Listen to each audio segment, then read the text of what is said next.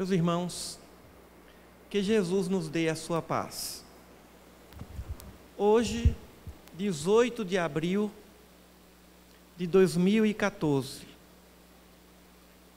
numa sexta-feira, num dia em que nós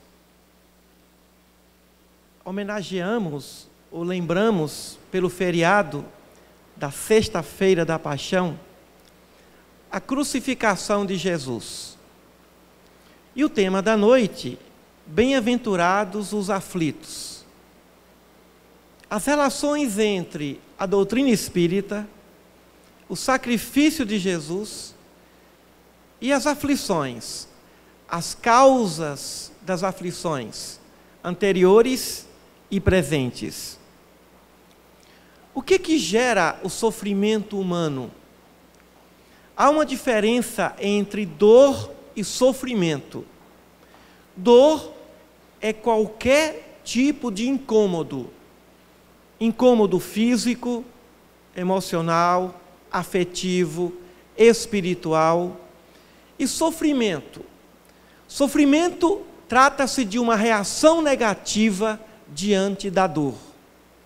A falta de resignação, a intolerância, o inconformismo diante da dor. Mas comumente nós chamamos de sofrimento as dores que surgem pelo caminho. Geralmente, se nós perguntarmos o que pode gerar a dor ou sofrimento, nós responderíamos o egoísmo e a ignorância. Respostas prontas. Respostas que mais parecem, nos dias de hoje, quase que um clichê. Mas o que é o egoísmo? E o que é a ignorância? Já que esses são os grandes males da humanidade. Ignorância e egoísmo. Na verdade, vamos tentar traduzir o porquê da ignorância e o porquê do egoísmo. Poderíamos dizer que o que mais gera sofrimento humano, dentro do egoísmo e da ignorância, é a falta de objetivo. O indivíduo que não tem objetivo na vida, nem objetivo material e nem objetivo espiritual. Uma pessoa que não tem objetivo, trata-se de uma pessoa perigosa, porque não tem nada a perder. Está como uma nau à deriva, não sabe nem por que está aqui e nem para onde vai, muito menos de onde veio. Então, deveríamos analisar melhor os nossos objetivos. Muitos pensam, mas eu tenho muitos objetivos. Esse é um problema. Deveria ter um único objetivo, ou pelo menos uma única prioridade. Estabeleçamos uma única prioridade na vida. As pessoas que realizam alguma coisa dentro e fora desse planeta são aquelas pessoas que são concentradas, aquelas pessoas que sabem o que realmente desejam e o que querem. E se pelo menos não sabem aquilo sobre o que querem, sabem o que não querem. Já é um princípio, já é um caminho. Mas não adianta estabelecermos muitas prioridades.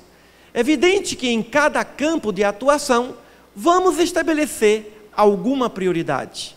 No campo doméstico, na área profissional, na área espiritual, no campo da evolução das virtudes. Por exemplo, não adianta o indivíduo dizer, eu quero todas as virtudes. Amor, humildade, fé, esperança, paciência. Por que não concentrarmos numa única virtude? Porque essa virtude nos levará às demais. Por que determinar tantas prioridades? Mas é assim, é uma questão cultural, é um contexto educacional. Desde criança, no plano da terra, somos educados do seguinte modo: menino, menina, filho, filha, tenha iniciativa, tome iniciativa, faça alguma coisa, e ele faz. Quantas iniciativas e nenhuma se conclui? Quantos projetos inacabados e não se conclui um único projeto. E isso gera ao ser humano uma grande frustração, uma grande aflição. Uma das maiores aflições do ser humano é não concluir o que começou. Começa a faculdade e não conclui. Começa um casamento e não conclui. Começa um trabalho e não conclui. Não conclui nada. E a vida vai ter que reconduzir a uma nova encarnação, para que ele possa pelo menos concluir alguma coisa. Porque o grande sofrimento humano está em não terminar aquilo que começou. A única coisa que vale não concluir o que começou é a maldade. Mas o que for de útil, o que for de bom, que se conclua. Mas é possível que no meio da trajetória alguém descubra uma coisa melhor. Mas imaginemos se nós desistíssemos das coisas, porque no meio do caminho encontramos uma coisa melhor. Então eu vou me separar da minha esposa, porque no meio do caminho encontrei uma mulher melhor. Eu vou deixar esse emprego porque eu encontrei um emprego melhor. Vou largar esse trabalho durante tantos anos, porque agora encontrei um caminho melhor. Não vai concluir coisa alguma. E desencarna sem concluir a sua encarnação.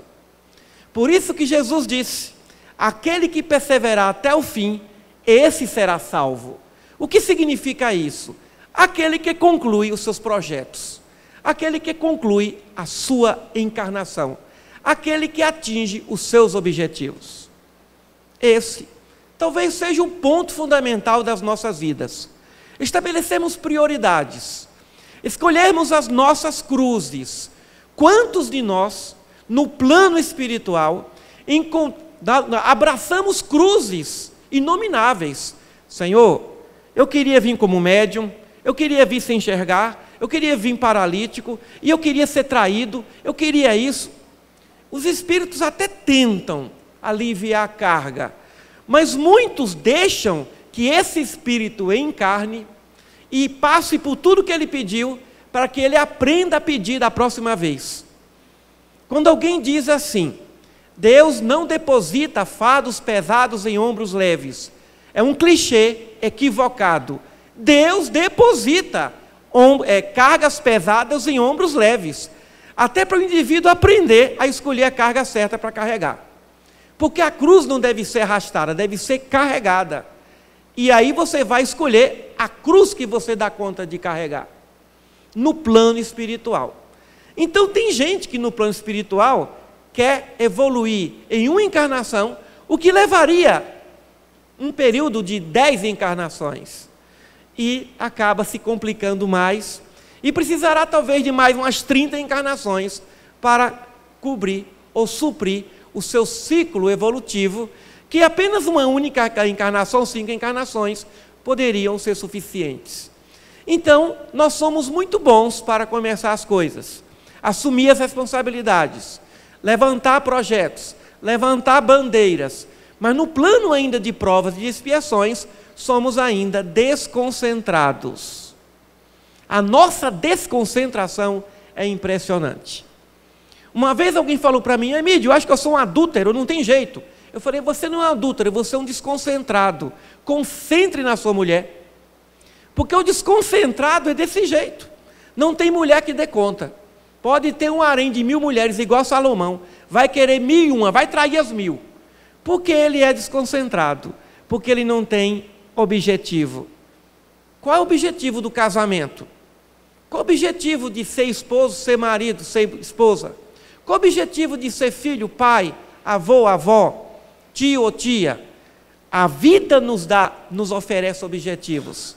E aí, nós começamos a questionar esses objetivos. Claro que o grande objetivo de estarmos na Terra é a evolução espiritual. E tudo vale quando se fala em evolução espiritual. Então, uma das frustrações humanas, todas as causas das frustrações humanas, vêm de um plano que não deu certo. E não deu certo porque o indivíduo é o próprio culpado. E não adianta dizer que a culpa é de fulano, de Beltrano, é do governo, da família, do pai, da mãe, é do patrão, do empregado. Não, a culpa é nossa mesma. Porque nós não planejamos os nossos objetivos. Nós achamos que nós somos escravos dos nossos destinos, quando na verdade nós somos senhores dos nossos destinos. Jesus, quando se deixou crucificar, porque ele não foi crucificado, ele se deixou crucificar, porque poder ele tinha para não ser crucificado.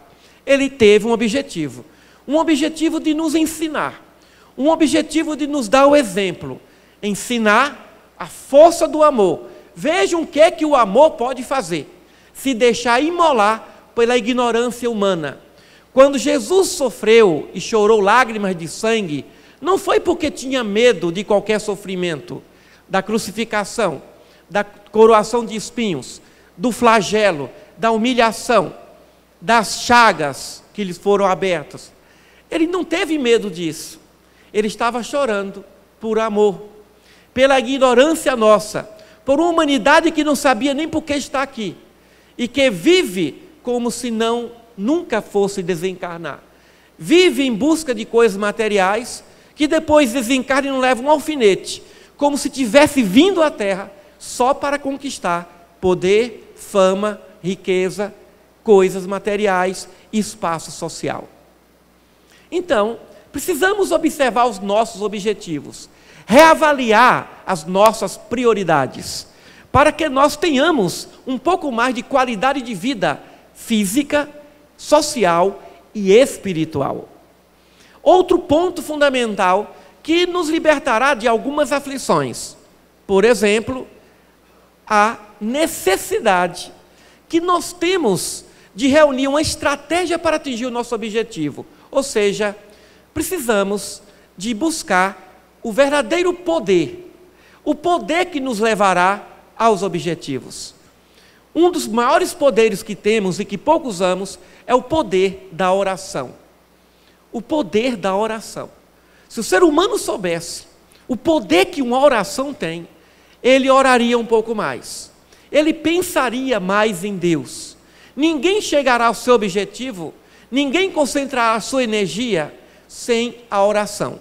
Pode ser a oração ao Pai, ao Espírito Protetor, ou a oração da necessidade. Eu digo isso agora para os ateus, para os que não acreditam em Deus, aqueles que estão na sintonia com as forças da natureza.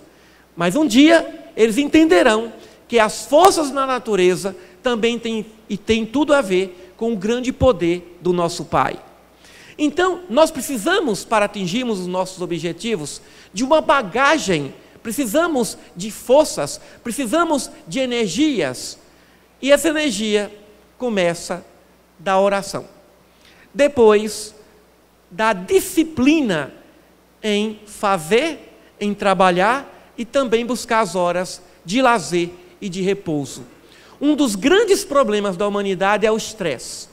O indivíduo não dorme bem, porque ele quer trabalhar os 4 turnos. Na verdade, uma qualidade de vida que o trabalho não corresponde. Muitas vezes, o que uma mente descansada pode produzir em 1 hora, não produzirá, se estiver cansada, em 24 horas de trabalho. Porque o que importa não é a quantidade de trabalho, mas a qualidade do trabalho. Mas nós vivemos na quantificação. Nós consideramos que trabalho, ou consideramos que poderoso ou poderosa, é aquele que produz muito. Allan Kardec só escreveu 5 livros, e nem mesmo os 400 livros de Chico Xavier chegam aos pés dos 5 livros de Allan Kardec, que deram a base para as 400 obras de Chico Xavier, que na verdade, obras dos espíritos que escreveram por meio de Chico Xavier. Nenhuma página psicografada por Chico Xavier se assemelha a qualquer tipo de página psicografada no tempo de Allan Kardec. Qual a página que se pode comparar à página do próprio Kardec, quando ele fala em o homem de bem, ou quando ele escreve sobre o dever? Então, não é na quantidade, mas é na qualidade dos trabalhos que nós desempenhamos.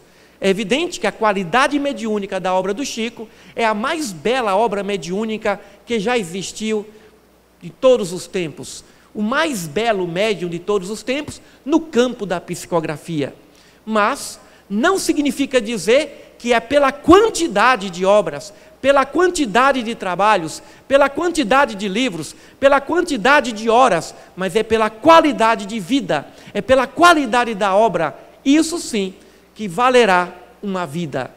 Jesus não precisou de 100 anos, de 90 anos. Apenas 30 e poucos anos foram suficientes para que, através dessa qualidade, dessa energia poderosa, condensada, concentrada, a ponto de assustar o Império Romano, a ponto de fazer com que os seus imperadores, o próprio Pilatos, procurador de Roma, ficasse assustado diante de um poder que curou pelo menos 3 milhões de doentes. É muito fácil observarmos essa conta. Em inúmeras passagens dos evangelhos, os evangelistas dizem que Jesus curou toda a sorte de doença, toda e qualquer doença. Então, essa tradição que diz que Jesus não curou todo mundo é equivocada. Ele curou todo mundo que se apresentou a ele, ou até aqueles que não se apresentaram. Bastava tocar nele que saia dali curado, mas tinha que ter fé. Em momento algum ele disse, eu te curei, embora ele tivesse realmente curado. Mas ele, para ressaltar a virtude da fé, ele disse, tua fé te curou. Quando apenas curou o corpo, mas quando curava o corpo e o espírito, ele dizia, tua fé te salvou. Qualidade de uma cura, cura acima da cura. Ou seja, a cura do espírito que não voltará, que não reencarnará com aquele mesmo tipo de expiação. Porque provavelmente alguns cegos que Jesus curou devem ter reencarnado como cegos, porque ele apenas curou o corpo. Então ele não diria, tua fé te salvou, mas diria, tua fé te curou. Quando a fé cura, cura, mas não salva. Mas quando a fé salva, além de curar, também cura o espírito. Isso significa poder, poder espiritual. Jesus foi o ser humano, ou seja, o ser espiritual mais focado, mais poderoso, porque estava em plena sintonia com Deus. E tinha um objetivo traçado. E isso gerou, evidentemente, lágrimas de sofrimento na sua mãezinha, a Mãe Santíssima. Aos pés da cruz. Imaginemos o que aquela mãe não sentiu. Mas ela foi preparada para isso. Ela sabia e suportou tudo com dignidade. Agora vem o terceiro aspecto que nos livrará das aflições injustificadas. Porque existem sofrimentos justificáveis. Aquele sofrimento natural da evolução humana. Mas existem sofrimentos injustificáveis. Ou seja, o sofrimento decorrente de erro quando nós erramos pela segunda vez. O sofrimento que surge quando erramos uma única vez é natural. É um obstáculo da própria evolução. Mas quando nós erramos, sabendo que estamos equivocados e voluntariamente, se utilizando do livre-arbítrio e a si mesmo assume, aí nós vamos ter que assumir a curva expiatória provacional de reencarnações do nível ou dos níveis que nós experimentamos na Terra. O terceiro item que é fundamental para que nós evitemos aflições injustificáveis, que é a disciplina. Quando Chico Xavier perguntou a Emmanuel o que ele precisava para que ele pudesse ser um indivíduo sucedido, bem-sucedido na sua missão apostolar, mediúnica, ele não imaginou que Emmanuel dissesse o que respondeu. Ele pensou, vai estudar. Ele deve ter pensado, ama mais o ser humano. Mas a única coisa que Emmanuel recomendou foi disciplina. Disciplina é a arte de fazer a coisa certa na hora certa. O nosso sofrimento, 90% das nossas aflições surgem por falta da disciplina. Disciplina em todos os aspectos. Disciplina da alimentação até a disciplina moral. Ou seja, a indisciplina, ela nos acompanha. E junto a ela, o sofrimento ou os sofrimentos desnecessários. Então, o que nós precisamos para estabelecermos uma disciplina? Precisamos de um planejamento. Planejar a nossa vida. Se nós não planejarmos a nossa vida será planejada por outras pessoas. E não será um bom planejamento. Não é interessante seguir o plano do outro, seguir o planejamento do outro. É mais interessante nós seguirmos os nossos planejamentos, os nossos planos, de acordo com a nossa consciência. A nossa consciência. Como ouvimos tão pouco a voz da consciência? A consciência que faz parte do nosso mundo moral. Allan Kardec, ao escrever essa belíssima obra, a mais bela obra depois dos 4 evangelhos, de Mateus, Marcos, Lucas e João, que a humanidade tem notícia, o livro dos Espíritos, a mais bela síntese de sabedoria que se tem notícia. Nenhum outro livro se igualará ao livro dos Espíritos. Infelizmente, o tempo da doutrina espírita é muito curto, mas um dia chegará que o livro dos Espíritos será o livro mais lido do mundo, porque essa obra não é uma obra de um homem, não é obra de algum espírito, ou 2, 3 espíritos, é uma obra de Deus. Ali se encontra pergunta, ali se encontra resposta, perguntas e respostas que nos dá um norte, nos dá algum tipo de ferramenta, ou as principais ferramentas para que nós tenhamos disciplina, principalmente por meio do autoconhecimento, conforme afirmara Sócrates. Jesus nos conta 2 parábolas interessantes: a parábola do tesouro escondido e a parábola da pérola. Esses textos serão publicados no Jornal Diário da Manhã, no próximo domingo. Aos domingos, todos os domingos, nós escrevemos alguma passagem do Evangelho comentando à luz da doutrina espírita. E Jesus disse que o reino dos céus é semelhante a um tesouro escondido num campo. E o homem encontra esse tesouro, depois ele sai dali, vende tudo que ele tem e compra a terra. Deixa o tesouro lá e depois compra o campo. Depois ele conta que também o reino dos céus é comparado a um mercador. Ele está à procura de pérolas valiosas, até que as encontra. E as encontrando, ele vende as pérolas, vende tudo que tem para comprar essa única pérola valiosa. Qual é a nossa pérola valiosa? Onde é que está o nosso tesouro? Jesus disse que onde estivesse o nosso tesouro, aí também estaria o nosso coração. Onde está o nosso coração? Na linguagem dos psicólogos, o nosso coração está em nosso subconsciente. O nosso subconsciente traduz as emoções. O nosso subconsciente traduz o que existe de mais forte em termos de afetividade. Nós agimos pela razão, mas muitas e não raras vezes nós somos impulsionados pelo subconsciente, ou seja, pelas forças subconscienciais das emoções, das paixões, do afeto, da afetividade. Então essas poderosas energias precisam ser planejadas, precisam ser disciplinadas. Temos as mesmas 24 horas que Maria Teresa de Calcutá teve, que a irmã Dulce teve, que Chico Xavier teve, que o Bill Gates tem. Temos as mesmas 24 horas que gênios, santos e heróis têm. Pessoas que se realizam em suas atividades. Aí vocês, os irmãos, podem até perguntar: mas você colocou Bill Gates nessa lista? Você está comparando Bill Gates a Chico Xavier, irmã Dulce, Maria Teresa, Francisco de Assis? Bill Gates é o ser, dentre todos os tempos, o homem que inventou o Windows, que mais doa para a instituição de caridade. Considerado hoje um Salomão, o homem mais rico da terra. De vez em quando ele fica em segundo lugar. Agora retornou mais rico. 60 ou 70 bilhões.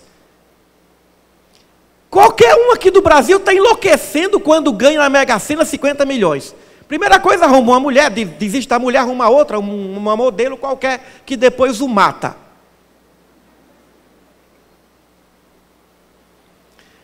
O que nós seríamos com 60 bilhões, Sônia? 60 bilhões dá para potencializar virtudes e defeitos. Agora, meu inimigo vai ver. E ele disse que não vai deixar para os filhos essa fortuna toda, porque isso não é para qualquer um. Poderia ter comprado países, poderia ter ser presidente da República, entrar na política. Eu não tenho notícia de escândalo, oremos por esse ser. Às vezes eu penso, será que não é reencarnação do mancebo rico? Com essa virtude toda? 60 bilhões e com essa virtude? Eu não tenho notícia de adultério do Bill Gates. Que o Bill Gates entrou num escândalo qualquer. Nós elogiamos muitos pobres, os santos pobres, os franciscanos. Temos que elogiar também os zaqueus. Temos que elogiar também os Mateus. Mateus era um homem de posses. Seguiu Jesus. Escreveu o mais belo evangelho de todos. O evangelho messiânico, onde ali tem, ipsilíteres, o sermão da montanha. Mateus era um homem rico. Mulheres ricas como Susana custearam as viagens de Jesus e os seus discípulos. Lázaro em Betânia tinha posses. Então nós temos que homenagear e enaltecer as virtudes daqueles que têm e sabem administrar. Por onde eu viajo nesse país e até no exterior, por onde eu entro em qualquer tipo de instituição de caridade, tem o dedo da Microsoft. Bill Gates doando para hospitais, para instituições de caridade de todas as religiões, projetos científicos para todos os projetos vinculados à AIDS, ao câncer. O maior filantropo de toda a terra, quem mais doa para a instituição de caridade. Por isso que ele está na nossa lista. E é um educador, humilde, sensato, porque ele tem um plano. Quem tem um plano, tem a disciplina. E no planejamento nós temos que organizar o nosso pensar. Nós temos poucos pensadores na Terra. Mas nós deveríamos aprender a pensar. Mas não nos ensinaram a pensar. Porque também os nossos pais não receberam dos nossos avós as lições de como pensar. O que é pensar? O que é que um pensador faz? Pensar o plano, pensar o objetivo. Pensar significa responder essas perguntas que nós fazemos quando estudamos na faculdade ou no ensino médio a respeito de como fazer uma monografia, um trabalho científico. Pensar significa responder as seguintes perguntas: o que eu quero? O quê? O que é isso? Depois, por quê? Os filósofos param no porquê. Sócrates perguntava o porquê. Depois, para quê? Depois vem a outra pergunta: qual a necessidade? Qual a importância? Qual a utilidade? Se eu quero uma coisa que não é útil, não é necessária, não é importante, por que querer? Aí vem o outro item: como? É no como que nós nos esbarramos. Nós queremos, nós sabemos por que queremos, nós sabemos até o objetivo, nós até sabemos que temos a necessidade, mas na hora do como, não sai do lugar. O projeto fica arquivado. Como? Como é a metodologia? Método é um conjunto de técnicas, e técnica é um conjunto de procedimentos. E procedimento é um conjunto de ações organizadas logicamente, lógica formal e lógica material, para que a ação seja perfeita por dentro e por fora, pela força intrínseca e pela força extrínseca dessa ação. Força intrínseca é a força de fora para dentro e de dentro para fora também. O que é uma coisa intrínseca? Uma moeda de ouro de R$1 tem duas forças. A extrínseca, o valor da moeda, só compra R$1. A extrínseca, a intrínseca é: derrete o ouro, vai ser muito mais o valor dessa moeda do que R$1. Então, como? Como é que eu vou fazer isso? Não perguntem, ou não perguntemos, por que eu sofro? É melhor perguntar: como é que eu deixei a situação chegar até aqui? Como é que esse sofrimento chegou até mim? Não vamos perguntar por que fulano sofre, é como fulano chegou a essa condição de sofrimento.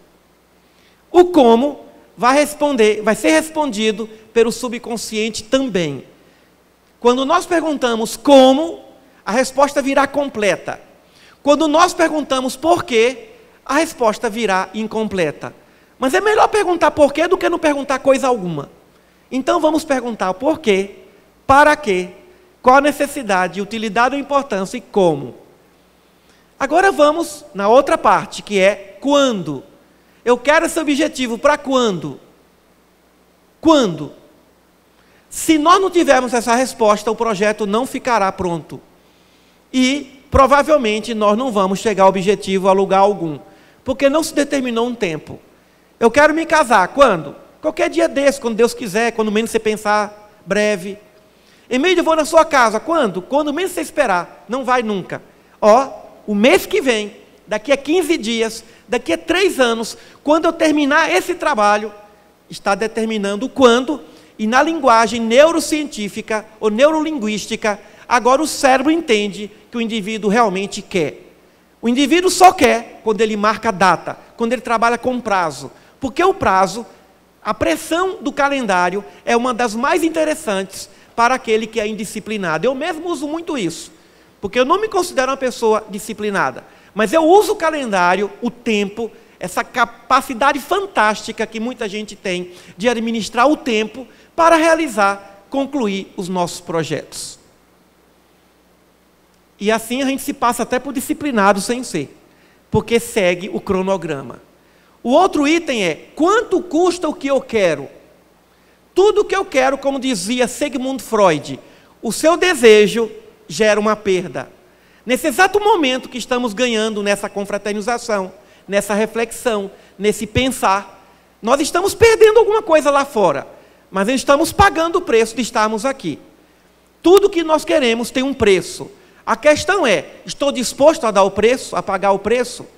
2 homens assistiam um homem tocando piano. Ele era deficiente visual, não enxergava. E um exímio tocador de piano. E um disse para o outro, eu daria minha vida para tocar piano como ele toca. Aí o outro falou, mas é isso que ele fez. Há 55 anos que ele toca piano. Ele deu a vida dele para ser o pianista cego que é. Um grande profissional. E por isso todos estamos aqui nesse teatro. Então é uma reflexão. É uma reflexão. É por isso que quando nós planejamos, aproveitamos o tempo e a nossa qualidade de trabalho é de alto nível. Tem gente que faz trabalho filantrópico o tempo todo. Ah, mas eu fico de sábado a domingo, eu trabalho o tempo todo. E desencarna quando chega do lado de lá, não sabe porque ainda passa pela zona umbralina.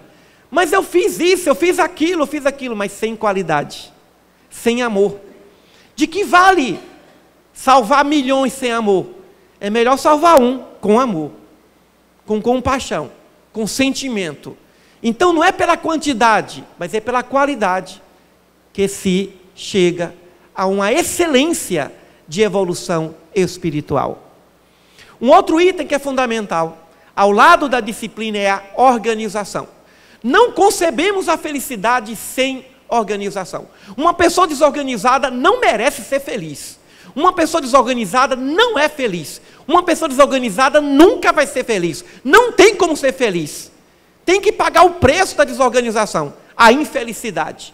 É o preço justo para o desorganizado. O desorganizado, a desorganização vem da indisciplina. E o que é desorganização e o que é organização? Organizada é toda pessoa que tem o necessário. Passou do necessário é desordem, é desorganização. Livro que não usa, roupa que não usa. Aproveitemos esse feriado. Como é bom ter o feriado. Eu gosto do feriado. O feriado é maravilhoso. Se não fosse nesse final de semana Jesus e Tiradentes, eu estaria muito apertado nos meus compromissos. Então, graças a Jesus e Tiradentes, na segunda-feira, que nós estamos aqui. Então vamos aproveitar esse feriado. Cheguei em casa e dar uma limpeza em casa. Roupa que não usa um ano não é mais nossa. Se continuar lá, o ladrão vai entrar, ou a gente vai perder alguma coisa, porque a energia parada atrai uma energia dinâmica que quer usar essa roupa que não é mais nossa. Roupa que foi comprada com dinheiro, mas que não usa mais, passa a ser furto. Mais do que furto, roubo mesmo. Está agredindo a vida, tendo um projeto de aumentar sua quantidade de armários, ou até muda de casa para ter armários maiores e ficar com roupa sem utilizar por 2, 3, 4 anos. Então, o que é desordem? É coisa fora do lugar. E por que tem coisa fora do lugar? Porque tem coisa desnecessária. Ou então, não quer arrumar um lugar para aquela coisa. Vai perder. Aquilo que não é usado, se perde pelo próprio desuso. Então, Como ser feliz numa casa toda desorganizada? Não tem oração que dê jeito. Não tem espírito que se sinta bem num ambiente de desordem. E a gente fala, os espíritos não me ouvem, não me veem, mas lógico, eu mesmo desencarnado não vou gostar muito de entrar numa casa toda bagunçada. Olhar o guarda-roupa e falar, nossa, tudo isso aqui para os pobres, está sofrendo pelo egoísmo. Mas Emídio, então, você está falando de coisas tão práticas? Pois é. Porque as aflições, os sofrimentos surgem do egoísmo e da ignorância. Ninguém vai sair daqui hoje com ignorância. Pode até manter seu egoísmo na sua casinha. Mas agora está sabendo por que sofre. Porque tem coisa superficial, supérflua, dentro da sua casa. E se tem na casa, também tem na mente, que reflete a mente, a casa mental. O que é supérfluo na casa mental? O que é que nos aflige? Egoísmo, que se chama mágoa, ressentimento, não consegue perdoar. A maior causa do sofrimento humano é o orgulho. Não é o egoísmo, é o orgulho. Não tem coragem de pedir perdão, não tem coragem de dizer eu errei. É o orgulho que nos destrói. É o orgulho que nos consome. Não vou dar essa roupa para o pobre. É orgulho que gera realmente o pior dos egoísmos. Se nós percebermos a metade, ou que metade? Mais de 90% dos nossos problemas estariam resolvidos se fôssemos mais humildes. Porque é o orgulho que nos acaba, é o orgulho que gera todo tipo de briga, de separação, de individualismo. É o orgulho a maior causa das aflições humanas. E quando Kardec fala, no Livro dos Espíritos, sobre a perfeição moral, nos colocando ali as leis morais, todas elas, no fundo, era para combater a maior chaga da humanidade, como os Espíritos mesmo dizem, orgulho. Nós sofremos e vamos continuar a sofrer por causa desse orgulho. E é orgulho de todo tipo, meus irmãos. Orgulho de classe, orgulho de raça, orgulho de nação, orgulho de profissão. Nossa, a minha profissão é melhor que a sua. E aí paga menos o indivíduo. Paga mais o outro. Que diferença tem um médico de um gari?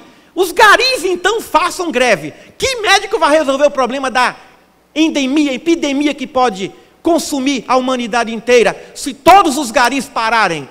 Que se pague ao gari o mesmo tanto que ganha um médico. Que profissão é superior ou inferior? Na Noruega, um engenheiro ganha tanto quanto um gari. Que diferença faz de um doutor universitário de um alfabetizador? Uma pessoa que ensina o outro, que alfabetiza o outro, deveria ganhar tanto quanto um professor de doutorado e de mestrado. Mas é o mundo da injustiça, do orgulho.